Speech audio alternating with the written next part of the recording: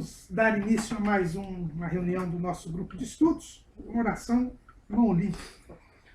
Maravilhoso Deus, eterno Pai, na tua presença estamos mais uma vez, Senhor, pedindo a tua ajuda, a tua graça, a iluminação do seu Santo Espírito para que nos ajude à luz das Escrituras. Assim te pedimos e já te agradecemos. Amém. Amém. Então vamos prosseguir o nosso estudo de Jorão, o filho de Acabe. Nós vimos que Jorão é um homem que está, segundo o irmão Arthur aqui, o professor Arthur, está inserido em Efésios 4 e 17, né? Digo isso e testifico no Senhor para que não andeis mais como andam também os outros gentios, na vaidade de seu sentido, entenebrecidos no entendimento, separados da vida de Deus, pela ignorância que há neles, pela dureza do seu coração. Então nós estamos vendo a dureza do coração do rei Jorão naquele episódio da guerra contra os moabitas, né, onde ele só via em Deus um vingador, alguém que queria o seu mal, um cidadão que gostava de fazer média com Deus. Né? Um pouquinho mais para cá, Arthur, para você aparecer, porque senão os nossos amigos internautas não vão vê-lo. Vão falar assim, existe uma voz que clama no deserto. Pois bem, então nós paramos naquele... Fica aqui. Cabeceira, né? Eu vou pagar a conta. Moça, nós temos um pouquinho mais para frente aqui, moça. Tá bom. Tá bom, o professor também não aparece também. Agora vamos lá. Prossigamos então. Muito bem, então nós chegamos ao. Não lembro se nós chegamos ao fim da guerra contra os moabitas. Não falamos ainda, não descrevemos o final trágico desta guerra. Paramos nela, né? Bom, a guerra haverá uma vitória para o povo de Jorão, porque apesar do medo de Jorão, Eliseu, o profeta, vai, segundo a palavra de Deus, vai profetizar que haveria então um livramento. Tanto na verdade haveria um socorro, porque faltou alimento, faltou água para o povo, né, para os animais, para os guerreiros. Então haveria esse livramento e haveria também a condenação dos moabitas. Que foi basicamente o seguinte: os poços de água que Eliseu mandou cavar transbordaram, né? E aí os guerreiros de Moabe, os lutadores de Moabe, viram aquela água refletindo a luz do sol, confundiram-se com sangue, gritaram dizendo que...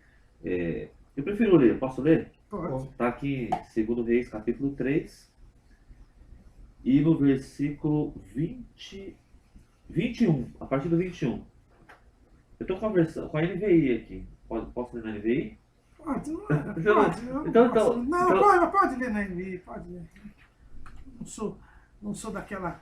Você lembra uma vez que a gente fez um estudo, um cidadão que dizia que a única versão que podia era do rei Tiago, né? Eu até perdi, até a gente imprimiu, que era no começo do computador, o cidadão que dizia que a única versão possível era do rei Tiago, King James, o resto tudo é herético. Vamos ver, porque realmente a NVI tem algumas coisinhas que não são... Não existe tradução 100%. Eu gosto muito da revista Almeida, Revista Corrigida, mas o nome dela já disse Corrigida. Sinal que tem erros, né? E mesmo corrigida, ela tem vários outros erros. Então, o melhor estudo bíblico, eu sempre falo para vocês, o melhor estudo bíblico é vocês pegar. Quando eu quero estudar um texto, quando eu preparo um texto, eu tenho lá umas 16, 17 traduções da Bíblia em português, eu procuro lê-las todas. E vejo, tem uma coisa que eu penso, e aí em cima de todas elas, é que você vai tendo um sentido. Eu já falei aqui uma vez, eu tinha um pastor Samuel Veras, lá do Ministério de Santos. Ele hoje está jubilado, mas eu nunca tive culto de doutrina como o desse homem. Era excelente. porque o que ele fazia? Ele trazia 6, 7 traduções da Bíblia. Ele distribuía para os irmãos, escolhia os irmãos, cada um uma tradução, e ele ia dando o estudo, e aí ele falava, irmão fulano, você que está com a tradução tal, lê para mim. E aí, cada detalhe, às vezes, do estudo dele, ele pegava numa versão diferente que reforçava aquilo que ele estava falando. Então é interessante. Todas as versões, elas se completam. Agora, o que você percebe é que normalmente 1, 2 ou 3 traduções num determinado texto fogem muito das outras. Então essas que fogem muito, você despreza. E às vezes é da minha querida revista corrigida que foge. Né? Então, por isso que é bom. O bom estudo é esse. Quer dizer, você pegar essas 15, 16, 17, eu tenho 15, 16, 17, mas tem mais traduções na língua portuguesa, fora você poder pegar outras traduções. Eu sei aqui, aquela que você gosta é aquela que ainda tem a palavra mancebo, né? Essa aqui. Não, porque já corrigida já tem falando jovem. Já cavalo ser jovem. Por exemplo. Exatamente. Mas vamos lá. Então eu vou ler na NVI mesmo assim, a gente pode comparar. Segundo Reis 3, a partir do versículo 21, então diz assim, quando os moabitas ficaram sabendo que os reis tinham vindo para atacá-los, e aí esses reis, vamos só lembrar, né, são os reis Josafá, o rei Jorão e o rei de Edom, certo? Certo. Todos os que eram capazes de empunhar armas, do mais jovem ao mais velho, foram convocados e posicionaram-se na fronteira. Muito bem. Ao se levantarem na manhã seguinte, o sol refletia na água. Para os moabitas que estavam defronte dela, a água era vermelha como sangue. Então gritaram, é sangue! Os reis lutaram entre si e se mataram. Agora ao saque, Moabe. Então é nesse momento que vai haver a derrota deles. Quando, porém, os moabitas chegaram ao acampamento de Israel, os israelitas os atacaram e os puseram em fuga. Entraram no território de Moabe e o arrasaram. Destruíram as cidades e, quando passavam por um campo cultivável, cada homem atirava uma pedra até que ficasse coberto. Taparam todas as fontes e derrubaram toda a árvore frutífera e assim vai. Então, não sei se eu estou... nós estamos vendo aqui o final, né? A derrota dos moabitas. Então teve o livramento com aquela água e ao mesmo tempo a derrota dos moabitas. Só que no versículo 26 diz assim, quando o rei de Moabe viu que estava perdendo a batalha, reuniu 700 homens armados de espadas para forçar a passagem para alcançar o rei de Edom, mas fracassou. Então pegou seu filho mais velho, que devia sucedê-lo como rei, e o sacrificou sobre o muro da cidade. Isso trouxe grande ira contra Israel, de modo que eles se retiraram e voltaram para a sua própria terra. Então esse foi o fim da guerra entre Jorão e o rei de Moabe. Certo? Está narrado então aí o desfecho. Eu gostaria só de fazer um pequeno comentário aqui sobre essa retirada de Israel. Por causa do sacrifício do primogênito do rei de Moabe. O que reflete essa retirada de Israel? Seria um pouco de respeito pela lei de Deus, pelo fato de isso ser abominável, porque era sacrificar o filho, né, uma vida, era abominável aos olhos de Deus. Tanto que era... E por causa disso eles se retiraram ao invés de destruir o povo? Não compactuou? É isso que você quer dizer? Não compactuou com a... Mas se eles não tivessem compactuado, o que seria o que Deus tivesse mandado? O que eles iriam fazer? Destruir Moabe e o restante que sobrou. Ao contrário, ao verem isso, eles se retiraram. Não é um certo pudor idolátrico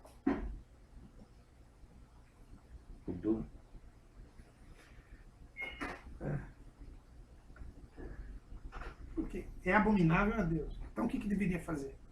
Destruir. Destruir. Mas diante disso, eles Recuar. recuaram, foram embora. Quer dizer, Moabe não foi destruída. Moabe não tornou a ser submetida. Tudo bem, teve arrasou tal, mas não submeteu Moabe por causa do pudor idolatra. Na verdade, aqui, o que eu vejo aqui? Eu vejo aqui uma resistência, quer dizer, um certo temor por aquilo que foi feito. Né? E aí eles saem e vêm embora, não reconquistam Moabe. Não reconquistam Moabe. Quer dizer, Apesar já foi de- um gesto de Deus, já foi uma forma de Deus, para eles não reconquistarem Moabe, porque Moabe se revoltou. A revolta de Moabe estava dentro daquele castigo que Deus estava dando a Israel. Certo. Então isso. Mas o que Deus usou para que Moabe não voltasse? Usou um certo respeito idolátrico que existia no meio do povo de Israel. Eu vejo aqui. Devido à influência dos reis idólatras anteriores. Anteriores não, esse é também. Sim. Conta Baal, Não, mas eu digo anteriores a Jorão, porque Jorão era o rei atual. E a influência, toda a cultura do povo de Israel não era por causa de Jorão. Né? Exatamente. Nesse sentido, eu digo. Essa Então, influência. Quer dizer, o que mostra um certo pudor que impediu um comedimento, quer dizer. E a ideia foi justamente essa, né? Quando ele sacrifica o seu filho, é justamente para os deuses o ajudar, né? Exatamente. O ajudar na peleja. Então Israel assistiu todo esse cenário, né? Simplesmente. E o rei recuou. Tudo bem, Josafá, logicamente, livre, mas Josafá estava em aliança com Jorão. Quer dizer, quando se fala que essa grande. E aí que entra a questão da tradução aí, que aqui diz assim, houve uma grande indignação em Israel daqui. E aí diz uma grande ira contra Israel. É um negócio que. Grande indignação em Israel. Então, ira contra Israel. Na verdade, o que eu vejo aqui? Eu vejo que Israel temeu e recuou. Temeu talvez uma resposta dos deuses, gerou. Exatamente. Eu vejo assim. Isso seria o pudor idolatra, né? Por quê? Porque eles estavam crendo nessas coisas. Embora Deus tivesse dado livramento Isso para eles, né? impediu que eles reconquistassem. Porque qual foi o objetivo da guerra? Reconquistar. Reconquistar. E eles não reconquistaram. Destruíram, E mas se não conformou. reconquistaram. E se conformou. Eles não foram para a guerra, eles foram para a guerra crendo, mas não crendo. Não, eles foram para a guerra fora da direção de Deus. Não tinha nada que ver. Não, Deus o livramento, veio- eles até creram. Não, o livramento aconteceu como foi previsto, mas eles não creram, na verdade, em Deus. Exato, não creram. É o que eu digo. O que tem aqui? Mais uma vez a gente vê a dureza de serviço do Jorão. No caso que essa semana o irmão estava apavorado, começou a perseguição. Mas como? Perseguição contra a igreja, você não sabe? Que conta que foi? Não, porque lá na nossa igreja a prefeitura lacrou e não pode celebrar o culto lá, e eles vão celebrar em célula. Mas aonde? Aí Poé Carvalho. Mas qual a igreja? A Comunidade da Graça. Eu falei assim, não, é porque simplesmente não é contra a igreja, é contra um ministério que, creio eu, porque o ministério, o candidato lá é mais voltado para o PDS, não está organizado alguma coisa, como o professor Caramuru falou, que estava faltando uma coisa, o próprio irmão acabou de dizer, que chegaram lá, não tinha, o bombeiro descobriu que não tinha alguma segurança lá, então uma pequena coisa deu brecha, porque se não tivesse tudo organizadinho, isso não é perseguição, é que eles viram que tinha algo irregular lá. Falei certo, né? Então, quer dizer, não confia no Senhor e, por outro lado, não organiza as coisas. Não organiza, mas não deixa de ser uma perseguição. É. Porque tem uma ordem do nosso querido e amado prefeito para fazer um pente fino em todas as igrejas.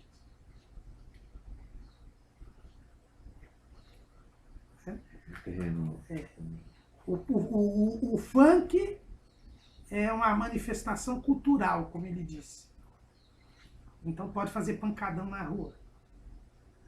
Mas igreja, ele mandou fazer o pente fino em todas as igrejas. Desde o momento que os evangélicos votaram contra o aumento do IPTU. Então não deixa de ser uma perseguição. Agora, você dá a brecha, é aquilo que eu sempre falo. Bombeiro, né? Então, a partir do momento que já se soube que haveria essa perseguição, e a comunidade da graça sabe muito bem disso, porque Lá é o alvo. o Carlos Alberto. Carlos Alberto de outro partido. exatamente, tem a oposição. filha dele também lá e tal. Então, eles já sabem disso. Aí é, Então, deveriam mas é ter o número 1. tá certo? Mas não deixa de ser uma perseguição. Mas é aquele negócio, você tem que ficar alerta. Né? E eu até estou falando isso porque teve uma igreja nossa, foi fechada segunda-feira, lá em Guarulhos, numa ordem ilegal. Aí é ilegal mesmo. Aí não é nem a Haddad, né? Porque Exato, mas foi ilegal mesmo. E a prefeitura mesmo lá em Guarulhos, embora seja PT, não queria. Mas foi a promotora que mandou fechar e ela está com a ação em andamento ainda para ver se foi cumpridas as exigências ou não. E ela mandou fechar fora dos autos. Uma ilegalidade completa. Bom, já que estamos falando nesse assunto, as estações do metrô já organizaram toda aquela parte de deficiente. As igrejas Tem que têm que também- estar também, tem porque, que- né? tem que fazer também. Se constatar isso em alguma igreja, é complicado. Complicado. Acessibilidade. Então, vejam bem essa situação. Então, o que eu vejo aqui? Eu vejo mais uma vez a dureza de coração do Jorão. Tá certo? Mais uma vez, um pesado livramento. Tinha acabado de ter o livramento, né? Tinha acabado de ter o livramento, mas ele... Então, vamos prosseguir. Cedeu a... Esse pudor idolatra. Vai que eu gostei de mim. Muito bem. Agora nós vamos para a Segunda Guerra. Vamos pular. Eu estou pulando a história de Eliseu. Ah, né? A gente está estudando o Jorão. É. Estudando o Jorão. Mas indiretamente, Porque, né? com Elias, a gente estudou Elias porque estava tudo embrincado com a Com cara. Acabe, Eliseu nem tudo está embrincado com... Porque... então, daí porque a gente não vai... vai prender a Eliseu. Mas indiretamente, né, me chama a atenção que o Jorão, ele acaba pegando essa transição de profetas, né? E mesmo não estando ligado, ele devia ouvir indiretamente os rumores do que acontecia. Ah, sim, nós alguma não coisa temos. Não, a gente viu semana passada Né? que o Eliseu, para ele, era persona não grata. Não grata. É justamente essa ideia. Pelo menos, E mesmo assim, em algumas situações, né? e mesmo assim Quer ele dizer, meu pai, não é muito flexível com o Eliseu. Eliseu para lá e eu para cá. E a prova é maior disso daqui, né? Vai que os deuses moabitas resolvem ir atrás de mim. Então deixa eles aí quietinho, não vou mexer não. Não mexe. É aquela história, não vamos mexer. Eu tirei a estátua de Baal para Deus não mexer comigo. Agora, Deixa aqui para eu não mexer também. para os deuses de Moab não mexer comigo. Entendeu? Essa é Ele agradar, como ele falou, gregos e troianos, né? Ele agradar a todos. agradar a todos. Ainda bem que não tem crente assim. É o morno ali, né? É. Fala em cima do muro, aquela ideia, nem aqui, nem lá. Tem que confiar no Senhor, né? Que as portas do inferno jamais, né? Prevalece. Mas o pessoal fica querendo fazer, é mais fácil fazer média. Como que... É verdade, hoje há muitos crentes, né? Crentes, isto é, membros de igreja que também querem fazer média. Aliás, Não, é a igreja de Laodiceia, gente. É a igreja de Laodiceia. Ele falou, morno. O que é a igreja de Laodiceia? É a igreja que não vai ser arrebatada. É a igreja da média. também, da política, né? Então, não é assim, não, deixa aí, vamos fazer aqui, deixa mais tranquilo, tal. Não é bem assim. Por exemplo, tem o pastor da não lembro qual que é o pastor mais famoso dos Estados Unidos atualmente. Rick Warren? Não. Não, acho que não. Que ele falou assim, que ele não prega contra o pecado. Esqueci quem é. Esqueci o nome dele. Aí ele fala assim, a igreja é a maior igreja, a igreja mais frequentada, uma coisa assim, você quer algo grande. E ele diz assim, abertamente, ele fala, eu não prego contra o pecado. Agrada gregos troianos, É, em e cima a do igreja muro dele morno. é lotadíssima, é gigante e lotada toda semana. É o povo gosta. Isso eu entendo que não vai E incomodar. o problema é que ele, problema não sei se é problema, ele fala que não prega. Nas nossas igrejas, muitas vezes não se fala, mas também não se prega contra o pecado, né? E eu lembro que antigamente os pastores falavam assim, lembro bem do nosso setor, né? Que, os pastores falavam assim, ó, então vamos combater o pecado. Tudo bem que hoje tá, né? Mas era essa a ideia, vamos combater o pecado.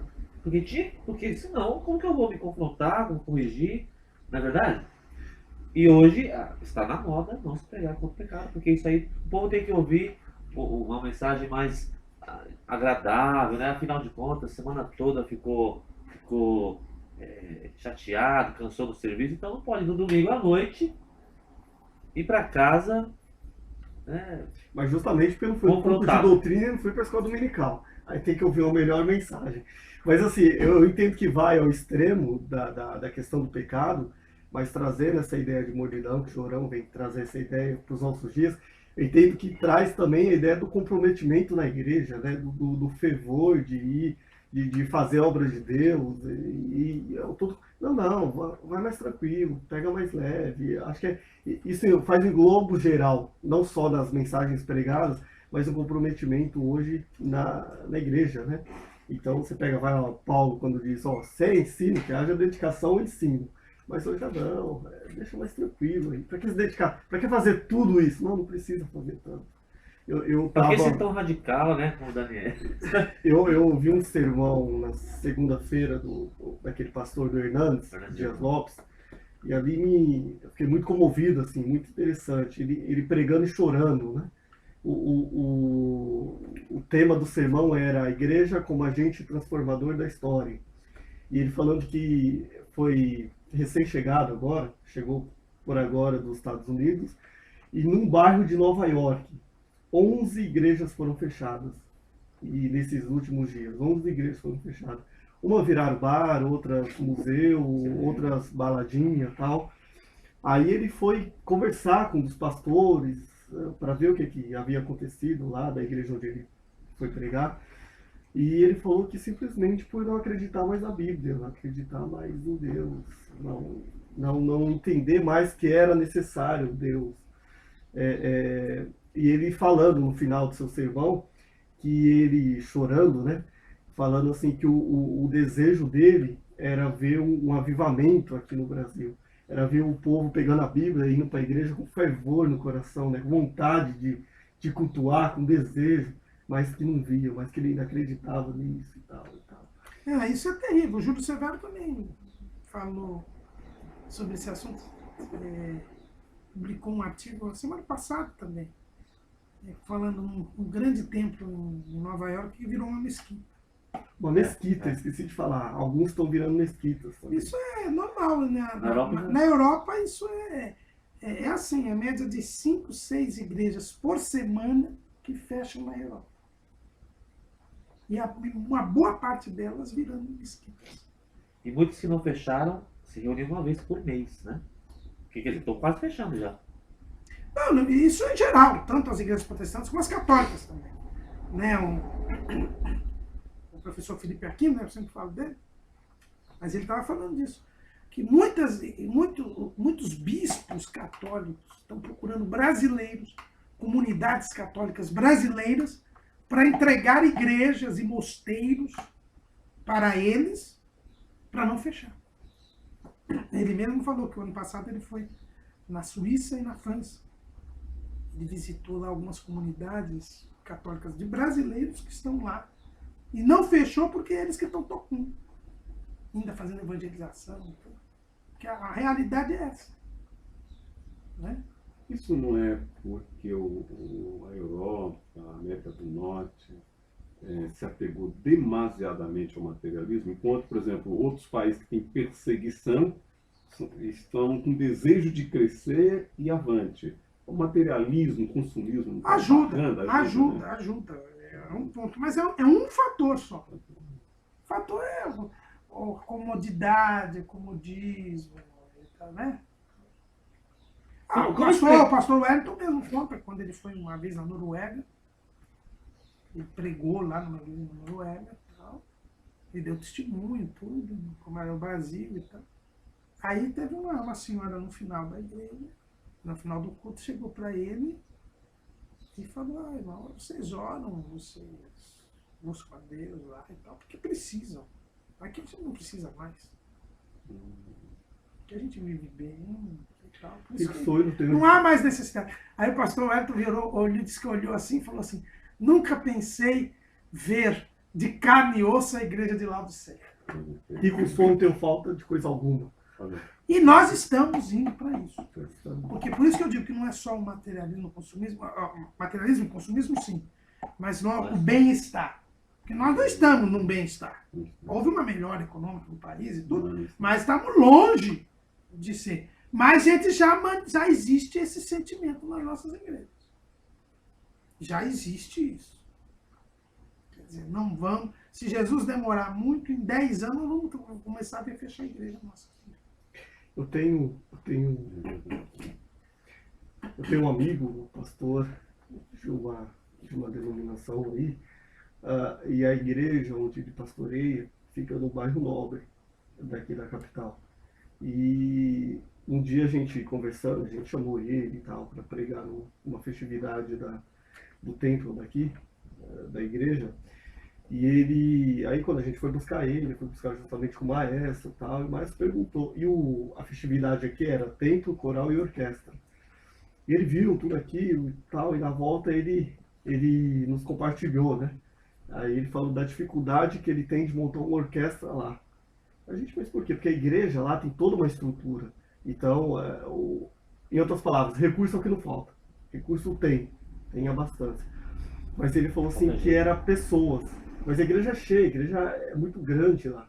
E ele falou assim que justamente isso, as pessoas não se dedicam e não vão se dedicar à música ou para montar uma orquestra, porque eles pensam assim, o meu sábado eu tenho que utilizar para fazer um curso de inglês, para fazer um curso de administração, para fazer alguma coisa que me traz um retorno. E que investir em uma orquestra, alguma coisa assim, ou aprender música para tocar na igreja, não ia me trazer retorno nenhum. Não tinha lógica isso daí. Então ele falou assim que não consegue montar uma orquestra lá. Assim que não, porque segundo o que eles falam, não compensam. Então são 3, 4, 5 pessoas que se empenham na orquestra. Agora o resto não se dedicam porque não se acha necessário.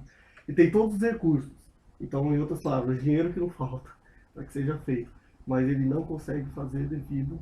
Não tem pessoas. Não tem pessoas para fazer. Porque entendem que, em outras palavras, ganhar o mundo é mais importante. Isso se estende a outras partes, setores da igreja, né? O evangelismo, você não vê quase gente a fim de sair para evangelizar. Se falar em capacitação para sair para evangelismo, pior ainda. Mas só para sair já não tem tanta gente. Gente para trabalhar na escola dominical. Gente para frequentar a escola dominical. Você está falando do coral? Eu estou estendendo aqui para outro. Porque é verdade, é a realidade. Não, o pessoal fala, não, eu vou para a escola dominical, vou descansar, é o único horário que eu tenho para descansar. Tá? Outro dia eu fiquei sabendo de um caso numa igreja aí, que eu fiquei assim abismado. Diz que tinha um diácono que não vinha para ceia. Aí o diácono mais antigo, né, responsável pelos diáconos, chegou para ele e falou, fulano, você não veio em nenhuma ceia. Eu estou falando com você que eu esperei 1 ano. As 12 ceias você não veio. Você só veio à noite para tomar ceia. O que está acontecendo? Por que você não veio na ceia? Ele falou, não, porque eu já defini que eu tenho que ter um domingo para mim, para minha família. E é o primeiro domingo do mês. Veio o primeiro domingo, veio a ceia. É o único, porque não sei quem tem não sei o quê, então ele definiu que a agenda que ele tinha para o lazer é o primeiro domingo do mês. Então, insubmisso amante de si. Quer dizer, ele pensou até em algo positivo, né? Que é a família e tal. Aí ele fere uma ordenança da igreja, a ceia. e diácono. E diácono. Diácono. E falou assim, disso não abro mão. Quer dizer, já tá decidido mesmo. A pessoa, inclusive, me falou isso. Ficou assim abismado de ver um negócio desse. Então, Mas é essa. Mas essa questão do materialismo, embora não seja a, a única razão, é uma das principais. Ah, sim. Nós pensarmos, por exemplo, na questão dos negócios que são feitos em substituição aos trabalhos na igreja, e às vezes negócios para ganhar dinheiro, claro, né? Às vezes desnecessários para o mantimento para a manutenção daquela família. Né? São pessoas que substituem mesmo o culto a Deus, o estudo da palavra de Deus, substitui isso para negociar, A para ganhar parábola da dinheiro. grande ceia. Né? Exatamente. E eu vejo interessante o caso de Davi, que ele tendo todos os recursos, mas ele tinha uma posição, olha, na hora de eu cultuar o Senhor, apesar que eu tenho todos os recursos, nesse exato momento eu poderia ir no meu hotel fazenda, eu poderia ir no jantar, às velas, mas eu optei para o Senhor. Então, quer dizer, é uma posição, né? Porque existe, o provérbio fala que muitas pessoas pobres e que não quer Deus, assim também como muitos ricos materialmente não querem a Deus. Então é posição, não é bem a riqueza. Embora a riqueza às vezes atrapalhe, porque É a lamentações questão de você dar prioridade. é prioridade, Dar independente. Aí eu lembro o pastor Pereira, ele conta um episódio interessante. Eu já vi ele contar umas 2 vezes. Vocês já devem ter ouvido contar. Se não, vão aprender agora. Ele contou de um irmão que chegou, quando ele era tesoureiro da igreja, em Belém. Chegou um irmão lá, precisava de uma ajuda financeira. Ele foi pedir lá uma ajuda, que tinha umas contas para pagar e tal. Ele falou, olha, vou esperar o pastor Cícero, ainda Você o pastor Cícero. também? Seu pai? Meu pai foi do Conselho Fiscal. Ah, sim. Aí ele falou, vou esperar o pastor Cícero chegar, vou conversar com ele e tal. Tá bom, então eu vou ficar aqui. Então o irmão ficou lá, e o pastor Cícero não tinha chegado ainda, então ele foi orar. E aí chegou o pastor Cícero, demorou um tempo. O pastor Pereira foi lá conversar com o pastor Cícero, falou do irmão e tal, um irmão idôneo e tal. O pastor Cícero falou, não, dá uma ajuda para ele. Aí ele chegou e foi pegar e viu o irmão estava orando. Aí ele chegou lá e o pastor Pereira também tinha que sair, que tinha que trabalhar, ou ir para Itaquera, uma coisa assim. Eu sei que ele não podia ficar muito tempo lá. E já tinha ficado um bom tempo. E aí ele foi lá e cutucou o irmão que estava orando, para dar o dinheiro para ele para ir embora. E o irmão não Esboçou reação. não esboçou reação. Ele deu uns 2 cutucão e tal, e ficou esperando ele. Depois de uma meia hora, aí o irmão parou de orar, acabou a oração. Aí o irmão levantou, aí o pastor Pedro falou, viu? E aí você pediu dinheiro, eu arrumei o dinheiro para você, e eu chamei aqui, eu tenho horário e tal. Aí ele falou assim, não viu que eu estava orando? A minha oração é mais importante do dinheiro que eu preciso. O senhor estava orando, o senhor tem que esperar eu acabar de orar. A oração com Deus é mais importante do que o dinheiro. Eu estou precisando do dinheiro, eu vim aqui porque eu preciso do dinheiro. Mas já que estava demorando, eu fui orar, Deus está em primeiro lugar. E ele aprendeu, o pastor Pereira ficou quieto, ficou envergonhado e entendeu que realmente isso é colocar Deus em primeiro lugar na vida. Não é? É uma audiência, são né, professor? comportamentos. Uma audiência que tem, né, uma consulta, uma audiência, quer dizer, doutor, espera um pouquinho que eu vou atender alguém. É uma falta de, né? Então. Não, mas isso é quem coloca Deus em primeiro lugar, né? Então, quem não coloca Deus em primeiro lugar, não se dedica, né? Não tem. Né? Isso é um pouco da perda do foco Exatamente. da igreja. Então, e essa é a situação. E esses crentes hoje aí, de Laodiceia, são esses.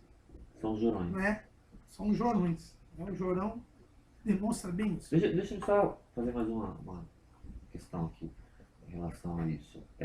Essa prioridade que paulatinamente vem sendo perdida em relação ao culto a Deus, não poderia ser amenizada com um ensinamento sobre um dia do culto a Deus, eu insisto na questão do domingo. Porque Você volta com esse eu volto Eu à já questão volto do aqui. domingo. Você é a Assembleia de Westminster. Porque na verdade existe uma ideia muito comum, né? Que diz que todo dia é culto, todo dia é dia do Senhor, né? E na verdade fica por isso, fica só na teoria mesmo, porque nenhum dia acaba sendo o dia do Senhor, porque não há uma prática mesmo. E o domingo, que já foi considerado um dia especial, né, na igreja evangélica, de culto a Deus, também na igreja pentecostal, né? Hoje não, hoje já foi deixado para o segundo plano. Por isso que eu estou perguntando, né? Até tem um pastor, o Mauro Meister, que deve conhecer também, que diz que isso é uma bobagem, esse negócio de todo dia é dia do Senhor. E na prática você vê que os crentes que dizem isso também não.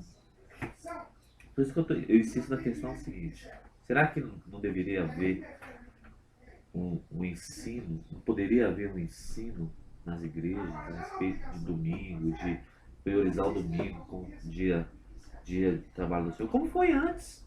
Né? O senhor deve ter vivido muito esse período, né? Então você tinha a consagração de manhã, às vezes tinha o culto matutino que era 5 da manhã, não era assim? Às vezes 6, depende da igreja. O setor 9 mesmo aqui, eu lembro que nossos líderes mais antigos falavam de 5 da manhã, culto. Aí tinha um período de consagração até tal hora, depois escola dominical, visita. Só ia pra Às casa vezes tinha almoçar, quando ia almoçar e voltar pro culto à tarde. Evangelismo. Culto ao livre. Isso, evangelismo, ar livre. É, E depois o culto à noite. praticamente o dia era O mesmo dia- do Senhor. o dia, É, exatamente. porque da semana não dá para fazer isso, mas no domingo há possibilidade. Então por isso que esse nome, vamos dizer, seria até um rótulo para despertar, pelo menos no domingo não dá para guardar para o Senhor. Fora que muitos grupos de jovens, adolescentes, antigamente não tinha de adolescentes, mas jovens, né? Eram geral jovens. Os jovens ainda no sábado já tinham vindo, né? Para ensaiar. Né? Preparar para o domingo. Né? Isso ajuda muito a despertar o pessoal a dedicar, né? Rotulando, entre aspas, ajuda, porque para eles no domingo é como que eu estivesse ocupado, eu vou para casa e faço o que eu quero. Então não fica um dia específico, né? A Adventista reservou o sábado. Então para nós seria uma espécie de guardar o domingo. Seria uma transferência, porque o Antigo Testamento a gente não pode anular por completo. Não, um dia eles guardavam para o Senhor, que era o sábado. Então o nosso sábado seria o domingo.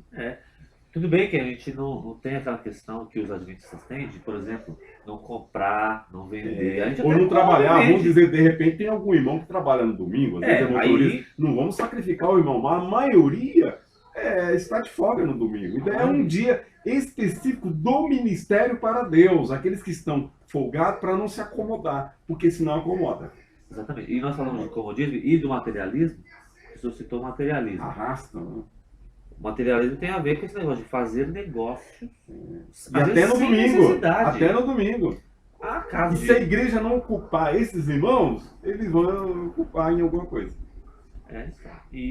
Então, será que se houvesse um ensinamento, a minha questão é essa, se houvesse um ensinamento sobre o domingo, sobre a importância de servir a Deus, é claro que não é só no domingo, a gente sabe, mas especialmente no domingo, fazendo esses trabalhos todos, será que não haveria uma diminuição desse esfriamento? Então, até conscientizar o pessoal, não que a gente quer idolatrar como os adventistas idolatram o sábado. Lógico, mas é um privilégio para a maioria, um dia na semana, estar dedicando a Deus, consagrando a Deus. Qual que a maioria folga? É no domingo. Então não é... Porque se a maioria folgasse na segunda, então vamos consagrar a segunda. Mas o mundo abre mão do domingo. Então é esse dia que não vamos estar mais consagrando. Eu acho muito razoável e válido isso daí. Há igrejas... Eu não tenho conhecimento de igrejas pentecostais que fazem isso ainda. Eu não tenho conhecimento, pode ser que exista. Mas há igrejas não pentecostais, né? Reformadas, enfim, tradicionais, que fazem assim. domingo. Tem lá 8 horas, os irmãos chegam 8 horas. Aí tem um café da manhã e tal. Aí tem a oração, período de oração. Depois, 9 horas, escola dominical. Das 9 às 10, 10 e meia. Depois das 10 e meia, culto. Até meio-dia. É o culto que eles chamam de culto matutino também, mas é um pouco mais tarde. Aí meio-dia acaba o culto e tal. Aí tem um almoço na igreja. Sim, exatamente. Isso geralmente em templos, acontece em templos que ficam em centros urbanos. Por exemplo, na capital, no centro da cidade e tal.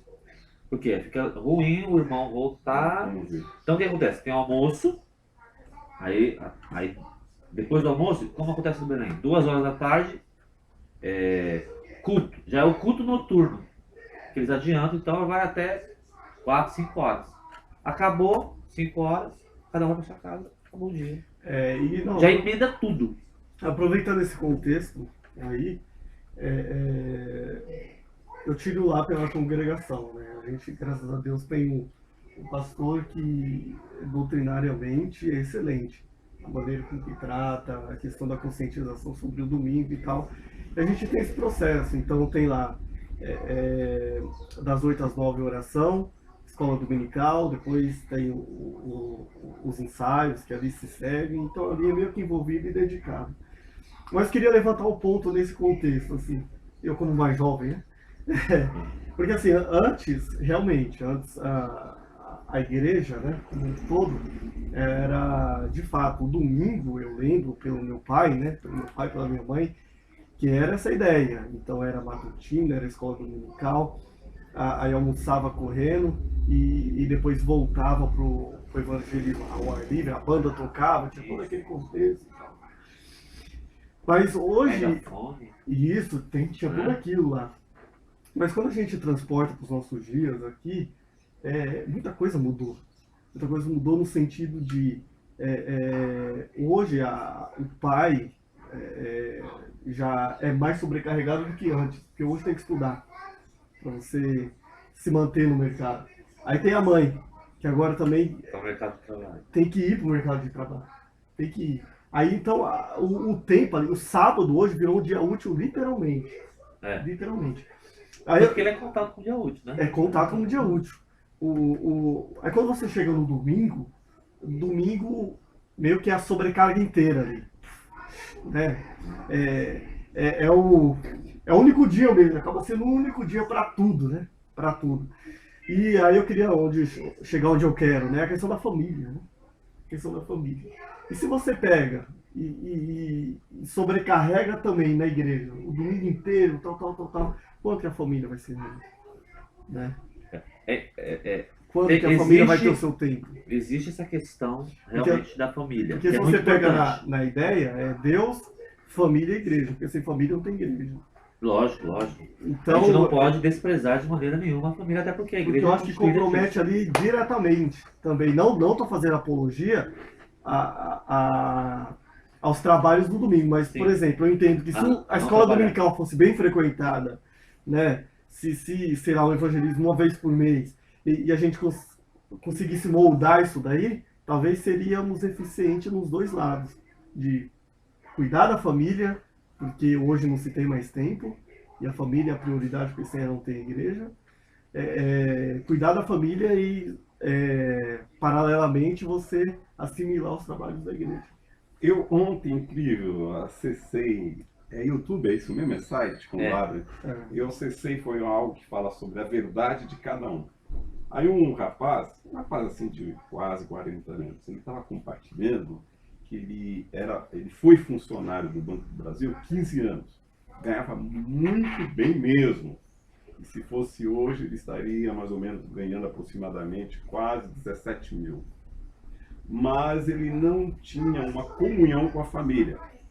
Aí foi quando ele conheceu o yoga lá, se envolveu com o budismo, e aí ele abriu mão do serviço, ele ganhava quase 17 mil, e foi para o budismo. E lá eles começaram a ministrar na vida dele que essa quantia que ele ganhava demasiadamente Ele estava envolvido muito com consumismo e materialismo, não tinha tempo para Deus. Agora ele ganha menos da metade e ele tem mais tempo para a família e para a igreja dele, yoga. Ele não tem o material que ele tinha antes, mas hoje ele tem uma vida de qualidade afetiva com a família. Ele mostrando a mulher, os filhos, o relacionamento e tal, tal. Então é aquele problema, porque em Atos 2 a gente vai ver que o mundo, eles não tinham tempo para Deus, nem queria.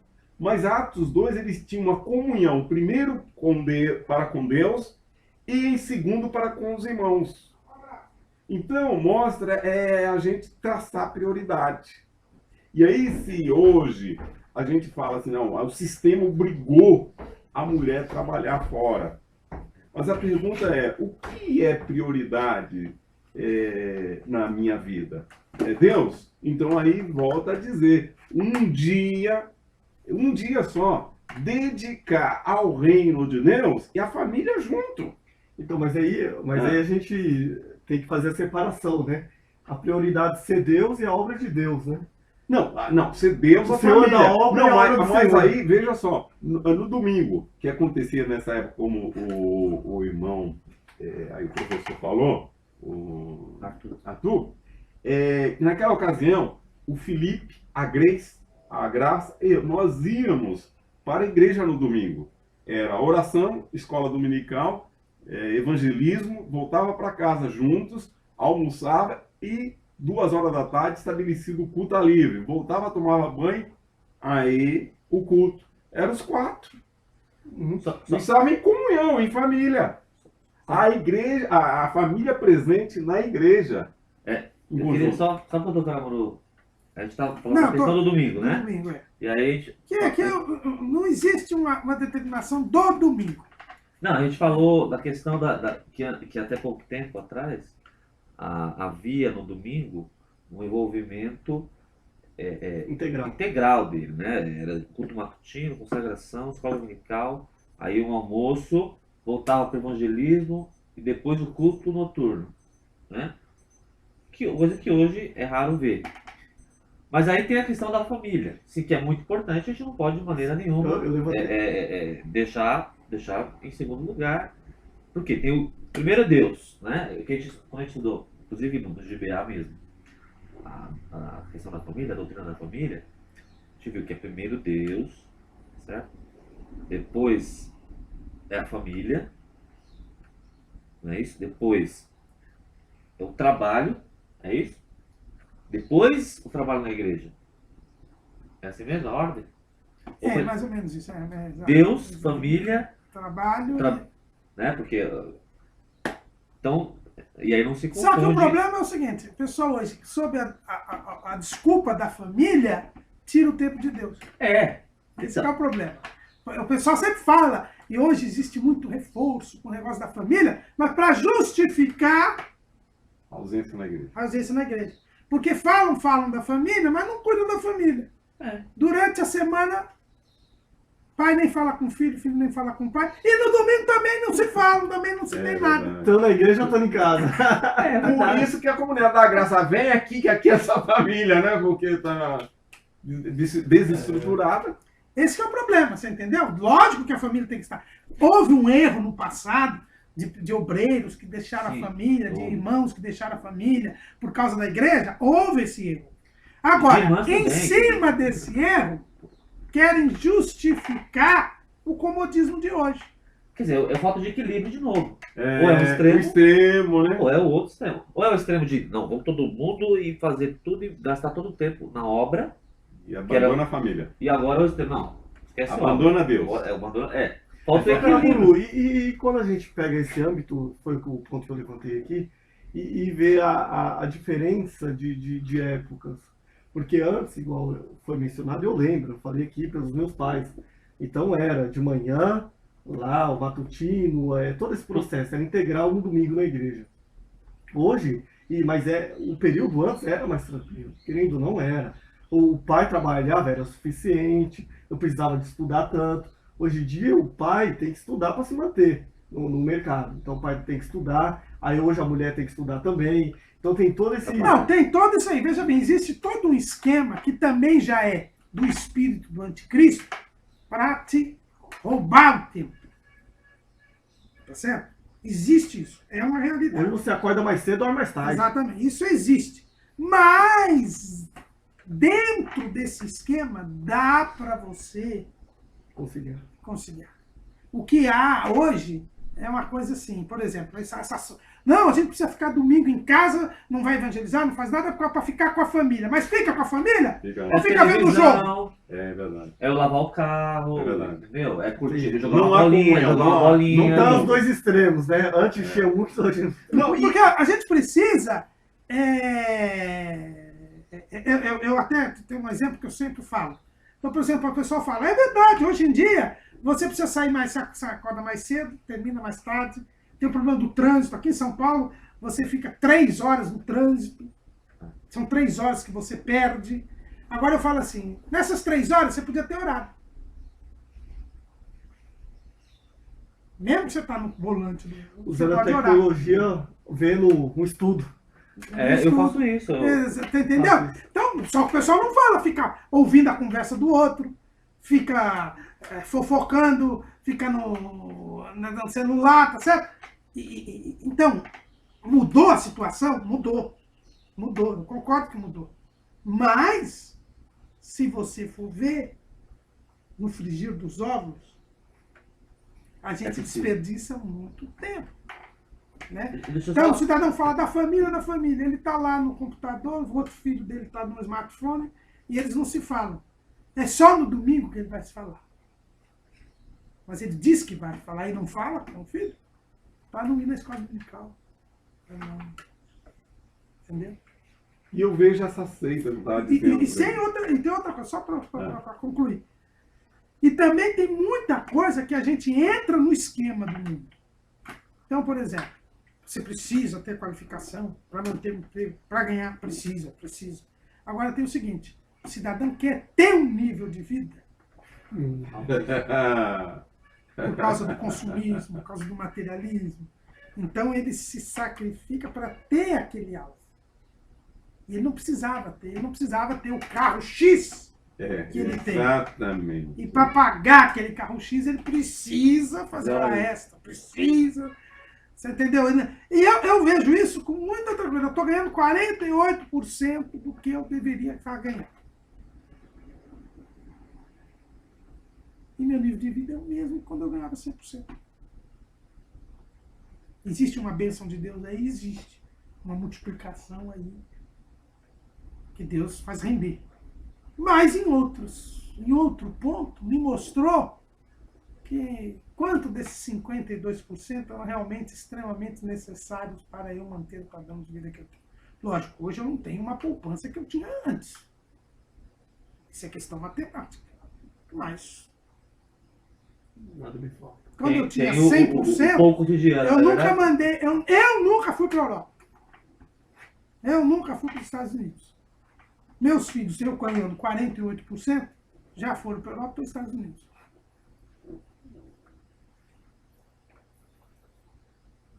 Quer dizer, não é uma, você entendeu? Então, é também aquela coisa do cidadão querer. Que é o materialismo. Que é o materialismo e o consumismo. Aí, Que é já levado, o inimigo já leva as pessoas para os consumismo e materialismo exatamente para eles. aí traz a ideia que Jesus falou, né? Você ganha o mundo e perde. Perdão? Você ganha o mundo e perde o bem. Bem colocado. Não, E perde a comunhão com Deus e a comunhão com a família, né? Mas Jesus resume isso muito bem, né? Aquele que quer ganhar, perdeu lá. Então, Então precisa ter um equilíbrio que não está Eu tendo. sugeri o domingo como Não, proposta para amenizar esse problema aqui da perda do foco, Não, Isso- sim, não tenha dúvida. Na nossa cultura, esse dia é o domingo. Aí você falou que sim. não. Eu só Uma acho, ressalva. eu tenho a ressalva, porque tem muitas pessoas que colocam o domingo como o dia da guarda, entendeu? O sábado cristão é o domingo. Ponto. Então tem que ser o domingo. Não pode ser a segunda-feira, não pode ser a terça-feira, não pode ser, entendeu? Entendi. Eu só acho assim, a questão do domingo a gente tem que ser entendido assim, tem o princípio de ter um dia para o Senhor continua. Na antiga aliança era o sábado, a igreja adotou o domingo porque é o dia da ressurreição, mas não é mais um dia. Sim. Como é o constante, né? Eu só acho, porque os documentos do Westminster, o pessoal fala que é o domingo. É aí onde entra a igreja adventista para bater em cima, dizendo que o domingo foi estabelecido por Constantino, que não sei o quê. Você entendeu? E eles têm uma certa dose de razão no estabelecimento legal do domingo, né? Como dia de repouso. Mas está na nossa Constituição.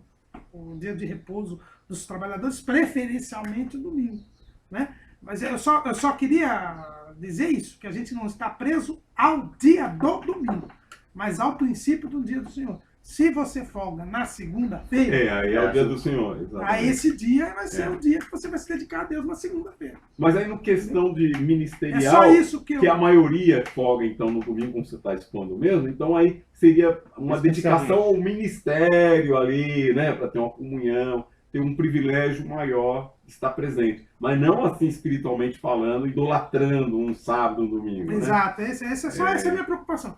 Porque em muitos lugares a gente vê a ideia do domingo mesmo. Tem esse perigo. Porque é o dia da ressurreição do Senhor. Então é o domingo. Eu já não vejo base bíblica para isso. Aí vai idolatrar aí como aconteceu já lá que o Jorão matou o primogênito. Entendeu? Só essa é a minha questão. Agora, o princípio, sim. E na nossa cultura, será naturalmente o domingo. Porque é o dia que tudo fecha, a lei que determina assim. Então é o dia do... Agora, se você for para um país muçulmano, os cristãos muçulmanos, qual é o dia que eles usam para se dedicar a Deus? Não é o domingo, é a sexta-feira, porque lá não funciona nada na sexta-feira. Foi o dia que o Maomé escolheu. Que ele não quis ficar nem com o sábado, nem com o domingo, ele pegou a sexta-feira.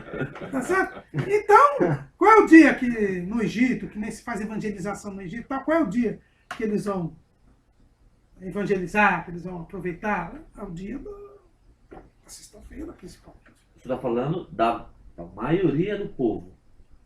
Não é isso? A maioria que tem esse tempo livre na sexta, ou no sábado, ou no domingo. Não é isso? O problema é, na nossa realidade, nós temos o domingo geralmente. Não, então, eu estou dizendo, aqui entre nós eu nem discuto, Tudo bem que realmente o domingo não tenha a fundamentação Agora, necessária.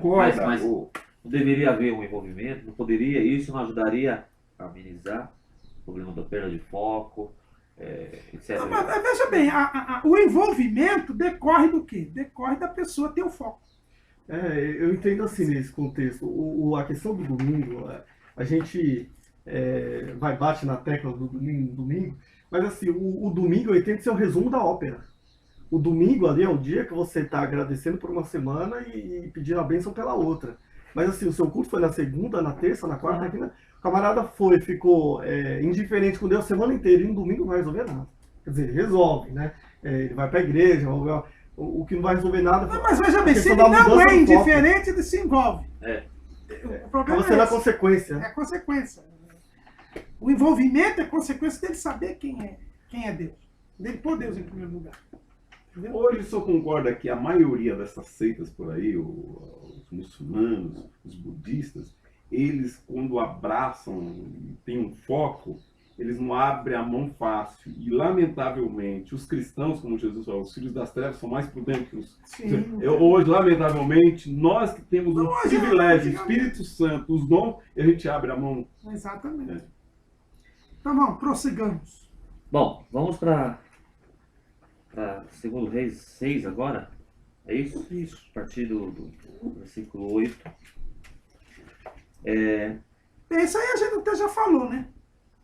Nesse episódio a gente já falou. Já pode até... A gente já falou da cegueira. Isso. Já falou da cegueira, falou do cerco de leprosos. Samaria. Essa parte a gente já falou. Samaria cercada. No capítulo 8. Então a gente vai para o final já. Praticamente. Sim, praticamente. Só aqui quando Samaria é cercada, onde fizeram... A fome? Onde teve a fome? Aqui tem um versículo interessante que eu quero destacar aqui. capítulo 6, verso 28. Melhor, 27. E ele lhe disse: se o Senhor não te acode, de onde te acudirei? Né? É cercada, a mulher traz um problema para ele, e aí mostra novamente o dualismo dele, né? A imparcialidade dele de novo. Ou seja, se o Senhor não te socorrer, quem sou eu para fazer? Então, em outras palavras, vai resolver com o Senhor lá. Eu estou aqui, mas vai buscar Deus lá, vai que ele resolve a situação. E Exato, mostra novamente isso.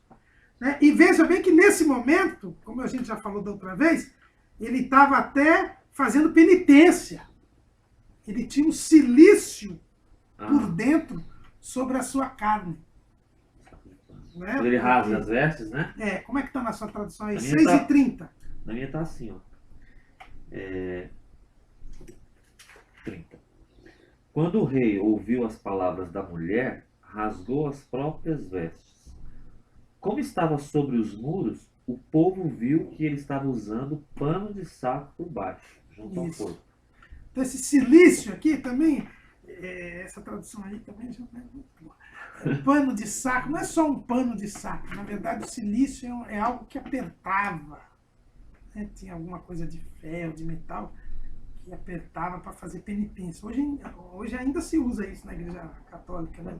Os monges assim fazem alguma coisa que aperta, que fere, que dá um desconforto. Às vezes não precisa ferir, mas às vezes dá um desconforto, que é para fazer penitência, para mortificação. Eles acham que assim... Né? Assim é uma forma de você se mortificar a carne, né? E sofrer para ter um desconforto, para que você busque mais a Deus. Né? E é justamente isso que me chama a atenção, né? Porque Israel é cercado, chega na situação extrema, né? E de canibalismo até, e ele prefere ter isso. E ele prefere se martirizar, ele prefere ver o canibalismo acontecendo, aquela situação desgraçada, sem graça nenhuma, né? Aquela coisa catastrófica, do que recorrer a Deus. Ele já tinha visto tantas outras coisas. E ao contrário, ele quer se vingar de Deus, porque aí ele diz o quê? Assim me faça Deus de outro tanto, se a cabeça de Eliseu, filho de Safato, hoje ficar sobre ele. Quer dizer, a culpa é de Deus, então eu vou culpar o homem de Deus. Né? Então vou brigar com o profeta, então eu brigo com Deus. Então é a exteriorização. Porque aí isso aqui é interessante, é o seguinte, a gente acaba falando do comodismo, que é uma das formas de demonstração dessa igreja de Laodiceia de hoje. Né? O comodismo, rico sou, de nada tenho falta. Mas existe uma outra situação, que é a situação do que quer prevalecer pelas suas próprias obras. Então ele prefere a mortificação, uma religiosidade exterior, e ele acha que assim fazendo, ele obriga a Deus, vincula a Deus a fazer o que ele quer. Sem falar diretamente. Tá certo? Não, ele acha que pelas próprias obras dele, ele pode... Então tem a turma do rico sou, de nada tenho falta, eu não preciso de Deus, eu estou bem assim na minha comodidade. E tem a turma que acha que ele vincula a Deus através de atitudes dele. Se Deus não der, eu rasgo a minha Bíblia. Exato. Então uma pessoa que acha que se ela ofertar na igreja, se ela jejuar muito, se ela fizer penitência, ela está agradando a Deus e Deus tem que abençoá-la. Entendeu? Até falar, mas eu fiz tal coisa. Exato. Não, e falar até para os próprios irmãos. Mas, irmão, como você deixou acontecer isso? Se eu venho para a igreja, quer dizer, vir para a igreja obriga Deus a fazer o que eu quero. Exatamente. Né? É essa mentalidade. Então essa mentalidade é a mesma. É a mesma. É a mesma. A gente às vezes fala muito mal daquele que não vem para a igreja, que não tem comprometimento e tal, mas a gente esquece que tem esse outro, que é o santarrão, ele também é danoso. Que aparece até aquele problema que o senhor citou semana passada. O senhor estava no culto lá pregando no dia da final do campeonato lá. E E você ouviu lá alguns membros, lá agora sim, né? Esse aí é o povo que veio servir a Deus. E na verdade, tinha gente que não estava Não lá. estava nem ali. Então a gente tem que tomar cuidado com esses santarrões também. Tá? O Jorão era um desses. Né? Se eu tirei a estátua de Baal, Deus tem que me abençoar. Ah, eu estou no deserto, estou passando dificuldade. É porque Deus quer me. Ah, agora eu estou fazendo Tá tendo silício, coloquei o silício aqui, estou me humilhando. E está nessa situação. E se Deus não acudiu você, você vai acudir? Entendeu? E o que chama atenção, onde o senhor leu aqui, foi no 30, rasgou, tal, e o povo viu, né? É a ideia, o povo vê que eu tô aqui, né? Vê lá, calma, naquele lá não. Ele é santo. Ele está se humilhando. Talvez o Jorão, ele estivesse falando assim, deu certo com meu pai, vou fazer também. porque Porque o pai dele se humilhou e Deus tirou o juízo dos dias de Acabe, adiou o juízo, não tirou, adiou o juízo, porque ele se humilhou. Não é? Pensa E nisso. ele hein? falou, não, deu certo Aprendeu com ele, Vai vai dar ficar certo pro comigo. meu filho, né? Pessoal, porque aqui no versículo 26, o Senhor colocaram letra maiúscula, que era a mulher dizendo para ele, que seria uma letra minúscula, aqui que o senhor pode dizer, houve aí um erro gráfico. Aqui tá minúsculo. O meu tá maiúsculo, o meu tá maiúsculo, mas eu acho que é um erro, Tá um erro. Tá. Vamos adiante? Não. Então depois desse episódio aí, vai o rei Jorão vai enviar mensageiro, né, para falar com Eliseu, certo? Falar, não, né? Era pra pegar o Eliseu pra matar mesmo, né? É, Porque ele falou, assim me faz se a cabeça estiver ainda em cima dele, ele queria levar o cidadão para acabar com Eliseu, né? É. Coisa que não vai acontecer porque o profeta Eliseu vai ter um escape dessa aí. Porque ele teve a revelação, né? Olha como ele diz no versículo 32. Vistes como o filho do homicida é o rei. O homicida era Acabe. Mandou tirar-me a cabeça. Olhai, quando vier o mensageiro, fechai-lhe a porta e empurrai para fora com a porta. Porventura não vem o ruído dos pés de seu senhor após ele? Realmente E o rei foi. Foi também. O rei foi lá. Aí vai começar o capítulo 7, certo?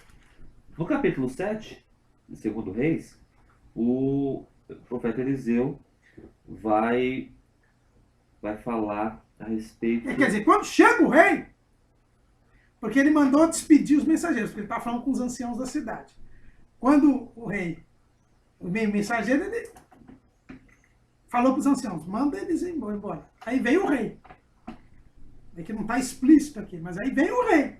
E quando o rei chega, o profeta profetiza. Isso, exatamente. Né? Eu queria ler a profecia dele, fala assim, é profecia a respeito do valor que vai mudar, não é isso? Isso. Na minha versão está um pouco diferente. Pode ser a minha mesmo, NVI? Pode. Fala assim, ó, amanhã, eu já estou lendo na fala do profeta. Ele fala, ouça a palavra do Senhor, ele fala, amanhã por volta desta hora, na porta de Samaria, tanto uma medida de farinha como 2 medidas de cevada serão vendidas por uma peça de prata. E aí vai haver uma incredulidade do oficial. Quer dizer, esse oficial abriu a boca. O rei, vocês acham que ele acreditou ou não acreditou? Aí ele não acreditou. Não acreditou, mas não Tudo abriu a boca. indica que o rei não acreditou, mas ele não abriu a boca. Agora o capitão dele abriu. Muito bem. E aí essa profecia vai se cumprir literalmente porque agora é a guerra contra os sírios, não é isso? De novo, contra... Essa guerra é contra os sírios, né? contra os sírios, isso. Vai haver, então, o cumprimento dessa profecia porque... Por causa dos 4 leprosos. 4 leprosos que vão... Vai haver uma espécie de espanto, né? Que vai fazer com que os sírios, os arameus, na minha versão está escrito arameus, Mas são sírios. vão fugir. E aí vai ficar tudo lá eles vão fugir e eles, como chama? O espaço onde eles estavam, né, o acampamento deles vai ficar vago, e os leprosos vão lá, vão aproveitar um pouco e depois vão se lembrar de falar, não, mas está tudo lá. Nunca comeram bem, né? Nunca comeram bem. Tão bem. E os leprosos vão avisar o rei e tal. Então, de fato, se cumpre essa profecia de Eliseu a respeito do valor da farinha. Né? Porque realmente, quando chega a guarnição lá, tá tudo vago, não tem ninguém mesmo. E eles se aproveitam disso. Certo? E o capitão ficou de porteiro ali na cidade e morreu. Morreu. Ele soube que tinha acontecido, mas Porque não o profeta pôde desfrutar. Além dessa profecia morreu. do valor, tem a profecia contra o capitão, O né? capitão, exatamente. O oficial. No versículo 2, o profeta Eliseu fala assim, para o capitão, pro oficial: você o verá com os próprios olhos, mas não comerá coisa alguma. E de fato também a palavra de Deus Se se cumpriu aí. cumpriu mais uma vez. E esse capitão está no mesmo estado espiritual do rei. Veja bem. É o verdadeiro capitão. O rei Jorão, ele via as maravilhas de Deus, mas não cria e não Você diz, desfrutava, assim, ele levava vantagem, lógico, fisicamente, materialmente, mas ele não entrava em comunhão com Deus. É interessante isso. Porque esse capitão, ele figura fisicamente a situação do rei Jorão espiritualmente. O rei Jorão também, ele vai ver as maravilhas, está vendo as maravilhas de Deus, mas nunca vai comer. Quer dizer, nunca vai ter comunhão com Deus. Porque você sabe que a refeição simboliza a comunhão. Então é alguém que vai ver quem é Deus, vai saber quem é Deus, mas nunca vai experimentar quem é Deus. E é a situação da igreja de Laodiceia. A gente está fazendo esse panorama aqui de Jorão com a igreja de Laodiceia. A igreja de Laodiceia, ela vai ver Deus atuando, vai ver Jesus. Tanto que Jesus fala o quê? Eis que estou à porta e bato. Ele está do lado de fora. Né? Vem Jesus, ou não sei se tinha janela para ver Jesus do lado de fora, mas ouvia Jesus, né? Mas não vão ter comunhão com Jesus. Porque isso só pode, quem abrir a porta, com ele eu cearei e ele comigo. Né? Então a comunhão. Então são essas pessoas que são as pessoas mais miseráveis da terra. Por quê? Porque vão ver Jesus, vão observar Jesus, mas não terão comunhão com ele. Porque o incrédulo ele não vê. A Bíblia diz que o Deus desse século cegou o entendimento. Mas essas pessoas, elas verão e recusarão. Acontece hoje não. E eu vejo a ceia nos dois aspectos. Literalmente em memória e espiritualmente. Não adianta também eu chegar na ceia, olha, eu fiz parte dos elementos, mas só os elementos. Mas não tem aquela comunhão no dia a dia. Mas é o que Paulo diz. Quem faz isso, come e bebe para a sua própria condenação. Porque a comunhão, ela é atestada na ceia. A gente não entra em comunhão na ceia. Atestada na ceia. A gente ceia porque está em comunhão. Essa é a ideia, porque é a ideia romanista. A ideia romanista de você estar em comunhão, você participa do ato, aí você entra em comunhão com Deus. Né? A ideia romanista é essa. Né? Por quê? Por causa da ideia do sacramento, que é a igreja quem distribui a graça de Deus. É a igreja que distribui a graça de Deus. Então, quando você participa da Eucaristia, você entra em comunhão com Deus. Porque é a igreja quem te distribui a graça de Deus. Mas não é verdade isso. A verdade é que a ceia é um atestado de que você está em comunhão. A própria igreja romana, ela patina um pouco, mas ela fala da questão da comunhão espiritual. Existe a comunhão espiritual e a comunhão sacramental. Então ela mesma reconhece. Então, quem participa do corpo e do sangue de Cristo não estando em comunhão com Deus, está mentindo. Está dizendo que eu estou declarando que está em comunhão, mas está mentindo. Come e bebe para sua própria condenação. Esse que é o problema. Então, Jorão, o capitão aqui, ele reflete bem o estado espiritual do rei. Ok. Vamos adiante. Vamos. Então vamos para a parte final, para a morte do rei da Síria? Vamos. Não, Quer antes tem a perguntar uma fofoca. coisa? Não, tem a fofoca. Ele conversando com Geazi. Ah, com o Geazi. É. Eu pulei essa parte porque até nós comentamos do Geazi também semana passada. Que quando a Sunamita chega para reivindicar a retomada da terra, lembra que você comentou? Isso, ele estava conversando com Geazi. Quer dizer, essa conversa dele com Geazi revela, mais uma vez, a posição espiritual dele. Por quê? Das duas, uma. Ou Geazi era leproso, que é a posição que eu defendo, porque São 3 posições, caiu né? tem 3 posições. Caiu essa ordem aqui, que quando Eliseu proferiu a palavra profética contra ele, diz que ele seria leproso, não disse quanto tempo. Né? Então ele entrou, por exemplo, como é que é? Versículo 27 do capítulo 5 do 2 Reis. Portanto, a lepra de Naamã se pegará a ti, a tua semente, para sempre. Então saiu diante dele leproso, branco como a neve. Então, para mim, Geazi prosseguiu leproso. Sempre. Essa é a primeira linha de pensamento. Então, o fato do rei estar falando com Geazi já era uma quebra da lei. Que mostra que ele não tinha comunhão com Deus mesmo. Que mostra que ele não tinha comunhão com Deus mesmo. Ele estava mais interessado em saber da vida de Eliseu, porque ele queria pegar o Eliseu, ele não conseguiu pegar o Eliseu aqui. Que a lepra é hoje mesmo. Eu estou querendo saber a história do Eliseu. Eu soube que esse rapaz andou com Eliseu, acabou sendo amaldiçoado por Eliseu, então ele não gosta de Eliseu. Eu também não. Então vamos ver que ele me contando as histórias de Eliseu, eu descubro alguma coisa que eu possa apanhar o Eliseu. Esse é o objetivo da coisa. Então, cumprir a lei ou não para ele é o de menos. O interesse. Então eu vejo que o rei falar com Geazi, muita gente diz que o Geazi estando aqui falando com o rei é sinal que ele não era mais leproso. Essa é a segunda posição. Que o rei não ia falar com o leproso. Só que a gente está falando de um rei que não está nem aí. Isso novamente aqui também, Nem ímpio, né? isso novamente, Arthur, lembra Acabe, né? Exatamente. Novamente lembra. O Acabe com Elias. Aquela oposição. Né? Apesar de saber que aquele homem é de Deus. o homem de Deus.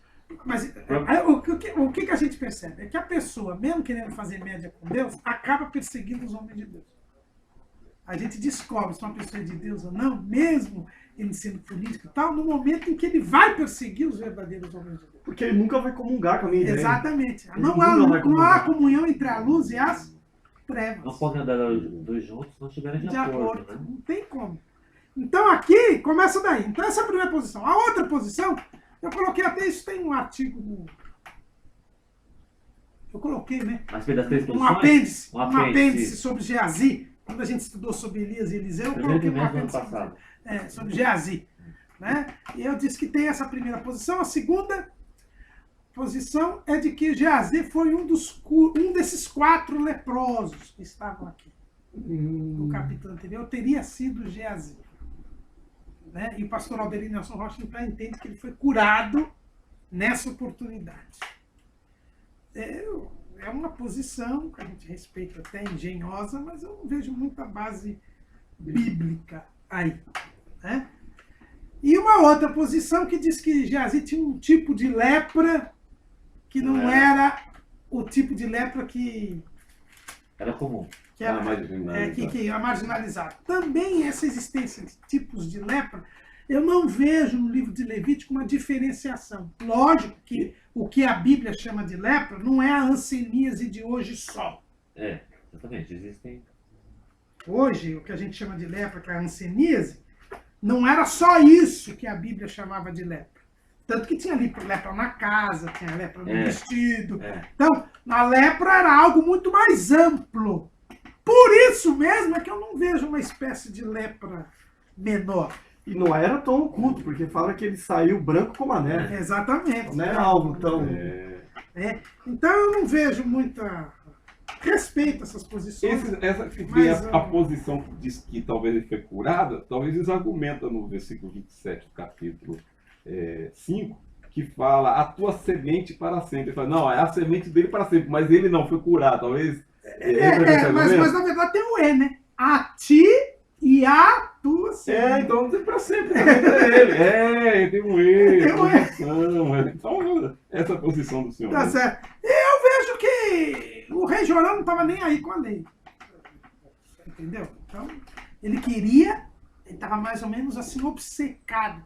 E aí levou outra invertida, né? Porque enquanto ele estava contando um episódio, que aliás é o episódio que mais marcou a vida do Geazi, porque foi o episódio em que Geazi, até no apêndice, foi o episódio que Geazi começou o seu desvio espiritual, porque foi no episódio da Sunamita que ele ficou frustrado por não ter ressuscitado o filho dela. E dali para frente é que a gente percebe que espiritualmente o Geazi, por esta frustração, o inimigo entra na vida de Geazi, e o Geazi, já que eu não vou ser profeta, deixa eu ganhar dinheiro. Então, quer dizer, ele ficou com inveja do dom, queria ter aquele dom. Ele se achou o sucessor de Eliseu. Mas eu entendo. Porque Eliseu não andava junto de Elias? Então, isso aí é a bola da vez. E quando o Eliseu entregou para ele foi para lá e agora. Eu já vou começar. Ele se precipitou. Podia até ser que ele seria um sucessor de Eliseu. Mas estamos falando do esboço também, isso aí. Ele se precipitou. Por quê? Porque Eliseu só começou a fazer milagre depois que Elias foi embora. Ele já quis fazer milagre já. Já que o Eliseu não quis ressuscitar, não teve coragem aqui, eu é que vou ressuscitar. Não ressuscitou coisa nenhuma. Aí veio uma frustração para ele. Né? Então, ele estava contando exatamente um episódio que o deixou magoado com Eliseu. Quer dizer, era de onde o Jorão talvez fosse conseguir o maior arsenal de informações contra Eliseu. Né? Mas é nesse momento que chega a Sunamita. E ela foi essa mulher mesmo e tal. E no fim a mulher acaba abençoada. Né? Quer dizer, Deus permitiu essa conversa de Jorão com Geazi para restituir todas as coisas da Sunamita, que tinha ido embora e largado tudo por ordem do profeta. É como Deus faz, né? Para confirmar e honrar o seu servo. Quer dizer, numa reunião onde queriam difamar, arrumar argumentos contra, Deus o justifica. Deus o justifica, Deus o honra. Né? Por isso que a Bíblia diz que os passos de um homem bom são confirmados pelo Senhor. Né? E aí, então, nós vamos parar por aqui, porque a morte do Jorão está ligada ao surgimento do Jeú. Né? Então, a e gente do choro do falar... profeta, né? Porque vai falar com Ben-Hadad II, né? Mas não deixa. Não, mas isso não tem a ver com o Jorão, né? Não, sim, mas não tem a ver com o Jorão. É a transição. Essa né? posição Tem a ver porque o Azael vai morrer, o rei da Síria. Não, o Ben-Hadad, né? O Ben-Hadad, é verdade. Vai morrer e vai assumir o Azael. Mas aí a gente já vai entrar. Esse versículo que o Arthur disse, eu achei interessante, né? Parece que em Provérbios, né? Parece que tem, né? Os passos de um homem bom são confirmados. Mesmo que acontece um monte de adversidade, no tempo do Senhor, a gente espera com paciência, né? Ele... E a gente vê. Então vamos orar para terminar e na próxima semana nós vamos estudar, aí a gente vai para Judá. Né? A gente vai de Israel para Judá. Aí nós vamos estudar o Acasias e a Atalia, né? Os dois, porque Acasias é muito pouco. Senhor, meu Deus, nós te agradecemos por esse estudo que tivemos. Que nós não sejamos como Jorão, Senhor. mas que possamos ter verdadeira comunhão contigo. Em nome de Jesus. Amém. A Elisela falou que o senhor disse que era para trazer o pergaminho